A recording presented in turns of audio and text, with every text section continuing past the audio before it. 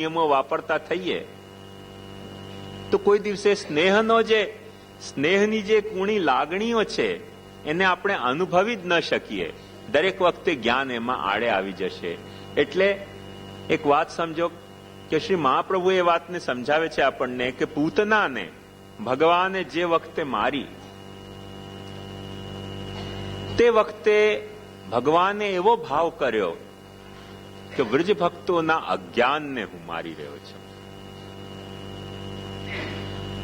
જેમ આપણે માનસી સેવા કરીએ ને ઠાકુરજીની, તેમ જેટલા અસુરોનો વધ થયો છે તેમાં પ્રભુએ પણ એક જાતની માનસી સેવા કરી છે ભક્તોની.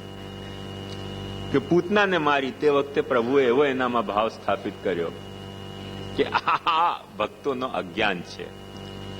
અને ત્યાંની વિવેચના કરતા શ્રી મહાપ્રભુ બહુ ગજબ વાત સમજાવે છે કે અવિદ્યા પૂતના નષ્ટા. વ્રજ ભક્તોની અવિદ્યા નષ્ટ થઈ, પણ ભગવાને પૂરેપૂરી અવિદ્યા નષ્ટ નહીં કરી. કેમ કે ભાગવતમાં એક વર્ણન આવે છે કે પૂતનાના દેહને જે વખતે બાળવામાં આવ્યો તે વખતે એ દેહમાંથી નીકળેલી સુગંધ, કેમ કે એ અજ્ઞાન પોતે ભગવાને માર્યો ને. પત્વા ભગવાને અહો બકીયમ સ્તનકાલકૂટમ જિઘાંસયા પાય એદપ્યસાધ્વી લેભે ગતિન ધાત્રિચિતાન તતોન્યમ કંવા દયાલુમ શરણમ વ્રજેમાં. એટલે ભગવાન કોઈકને મારતા પણ હોય છે ને તો એના દેહમાં પછી દુર્ગંધ નથી રહી જતી, એના દેહમાં સુગંધ જ પ્રકટ થાય છે.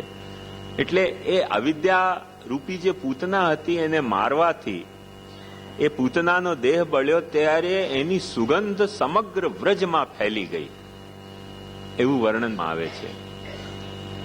અને તે વર્ણનનું વિશ્લેષણ કરતા શ્રી મહાપ્રભુ એક ગજબની વાત કહે છે કે હવે પછીથી વ્રજ ભક્તોમાં સ્નેહમૂલક અજ્ઞાન હશે, પણ અજ્ઞાનમૂલક સ્નેહ નહીં રહી જાય.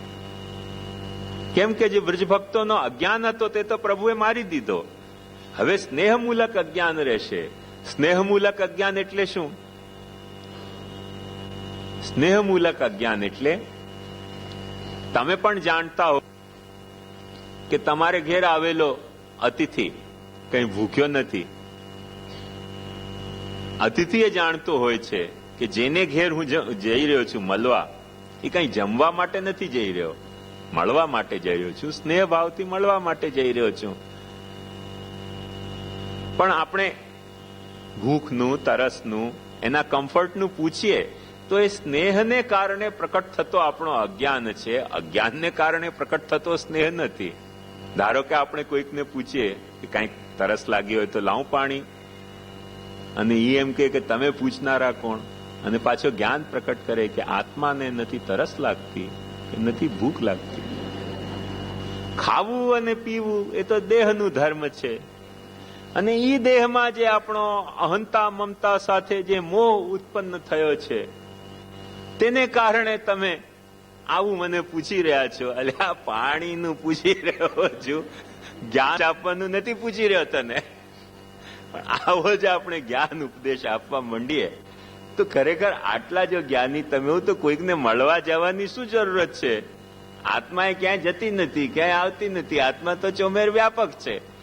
મળવા આવ્યા એટલે આટલો વિવેક કર્યો તે સ્નેહને કારણે અજ્ઞાન પ્રકટ કર્યો ને.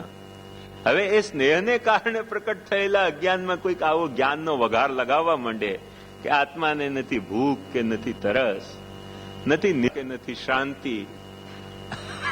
જાની યાર પાછો પોતાને ઘેર અહીંયા કેમ આવ્યો? એટલે એક વાત સમજો કે સ્નેહને કારણે પ્રકટ થતો જે અજ્ઞાન છે એને વેદ એમ કે છે અતિથિ દેવો ભવ. તમારે ઘેર આવેલા અતિથિને દેવ તરીકે માનો. દેવ તરીકે માનો એટલે એને દેવ માનીને પૂજો. એને ગરજ છે કે નહીં પ્રશ્ન એનો નથી. તમારા ભીતર તમારો સ્નેહ તમને એ વાત સમજાવે છે કે નહીં મારે આપવું છે. એટલે શબરીએ રામચંદ્રજીને બેર ખવડાવ્યા તો કઈ રામચંદ્રજીને બેર ખાવાની કઈ ટોટો હતો?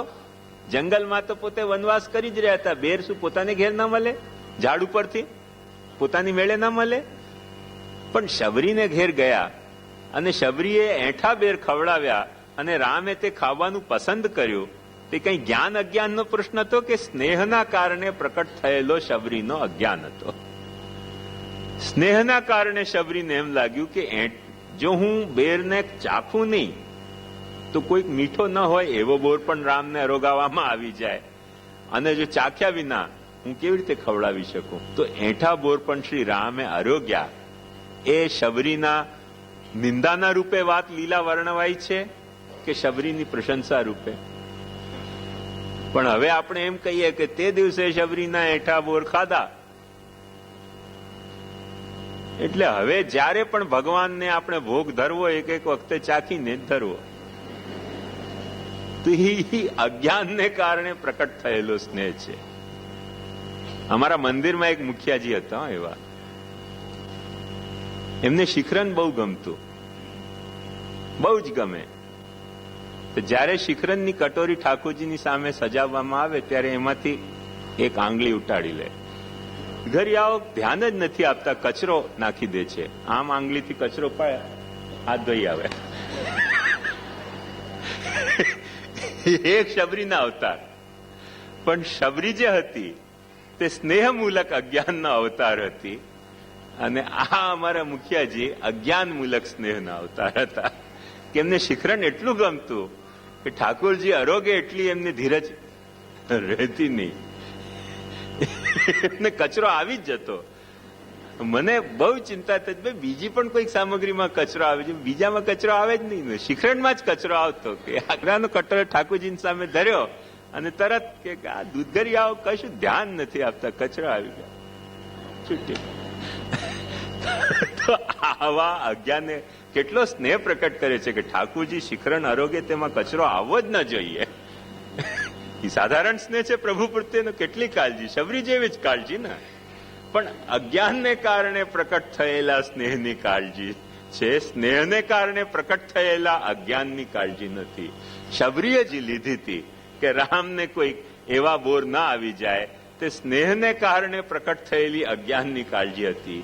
તેને રામે પણ લીલા તરીકે લઈને એઠા બોર ખાવામાં પોતાનું મહાત્મ્ય માન્યું કે આ મારો ખરેખર મહાત્મ્ય. અને એ એઠા બોર ખાધા એટલે આપણે ત્યાં પણ એમ કહેવામાં આવે છે કે રામસ્તુ રસરૂપત્વાત અસ્મત પ્રભુ સમો મત. રામ તો અમારા કૃષ્ણ જેવો જ છે. કેમ કે રસરૂપ છે, એ કેવલ ઈશ્વરતાની મર્યાદાના પાંજરામાં પુરાયેલો નથી રહેતો.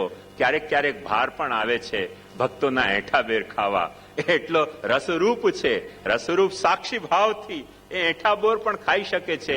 એક વાત સમજો, ભીલની, શબરી એટલે ભીલની, આપણી પ્રાચીન શાસ્ત્રની વ્યવસ્થા મુજબ બ્રાહ્મણ, ક્ષત્રિય, વૈશ્ય, શૂદ્ર કરતા નીચી કક્ષા એને ગણવામાં આવી હતી. અને તે વખતે તે રીતે શબરીના હાથના બેર ખાવાય કદાચ ક્વેશ્ચનેબલ ઇસ્યુ હતો. એઠા બેર ખાઈને દેખાડી શકે એટલે પોતાની ઈશ્વરતાની મર્યાદામાંથી બહાર આવ્યા રામ, ત્યારે આપણે એને પુષ્ટિરૂપ કહ્યું. અને પુષ્ટિરૂપ કહ્યું કે રામ, શ્રી ગુસાઈજી આજ્ઞા કરે છે કે રામસ્તુ રસરૂપત્વાદ અસ્મત પ્રભુ સમો મત. એટલે એ લીલાને આપણે એ હદ સુધી બિરદાવી છે. તો એક વાત સમજવાનો પ્રયાસ કરો કે અજ્ઞાન મૂલક સ્નેહનો ફરીથી કોઈક મહાત્મ્ય છે, પણ સ્નેહ મૂલક અજ્ઞાનનો કોઈક વિલક્ષણ મહાત્મ્ય છે.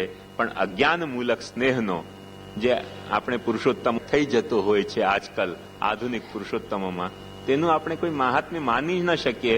તેનાથી કરવામાં આવતી સેવાને આપણે આ સેવા તરીકે ન બિરદાવી શકીએ કે માયાવાદ તમો નિરસ્ય મધુભિત સેવાખ્ય વર્તમાદભુતમ. આ અદભુત સેવા પુરુષોત્તમોની ચાલી રહી છે, એ દરજ્જો આપણે એને ના આપી શકીએ. બંને સેવાઓમાં બહુ અંતર છે. તેથી જ શ્રી ગુસાઈજી કહે છે કે શ્રીમદ ગોકુલનાથ સંગમ સુધા સંપ્રાપકમ તત્ક્ષણાત દુષ્પ્રાપમ પ્રકટી ચકાર કરુણા આદિ સંમોહન. એક દુષ્પ્રાપ્ય જે માર્ગ હતો, પ્રભુને માણવાનો આવો માર્ગ, એટલે પ્રભુને જાણવાનો, પ્રભુને સ્વીકારવાના તો ઘણા માર્ગો હતા મહાપ્રભુજીના પહેલા પણ પ્રભુને સાથે લીલા વિહારનો માર્ગ, શુદ્ધ લીલા વિહારનો માર્ગ, કે પ્રભુની સાથે આપણે લીલા વિહાર કહે છે. પ્રભુને કોઈ ગરજ નથી, આત્મારામ છે, આપ્તકામ છે, પણ ભાગવત